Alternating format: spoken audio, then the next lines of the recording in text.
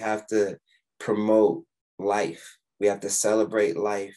And again, going back to this idea of life being sacred, we have to kind of appreciate that sacredness of life, and that sanctity of life, because I think what's happening is there's just no appreciation for that. Because if you love your people, when I say your people, I'm saying if you love your children, if you love your mama, you love your dad, you love your grandma, whoever it is that's close to you. If you're engaged in violence in the city or anywhere, then all of them are at risk and are at jeopardy because of retaliation. You're bringing all of them in to it. They got nothing to do with it, right? But so if you truly, so it's about loving yourself and about truly loving your people. If you say you know, then that's, and going out and committing acts of violence, it only leads to more acts of violence. And I think that's the part that, you know, it's hard to explain. And this stuff is complicated because when you're surrounded by violence, it makes you want to protect yourself.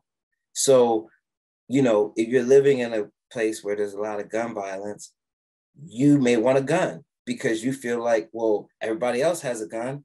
How am I going to protect myself? So, like I said, this issue it's not black and white, because what happens is when you have a gun, it leads to more possibility of gun violence. So people are pulling out a gun in a situation where they might have not pulled out a gun previously. If they're not appreciating life, then why is that? If they're angry, why is that? If they've suffered from trauma, then why is that? And what trauma is that? And how has it been dealt with? Where's the therapy? Where's the you know, where's the infrastructure built in the school system for that?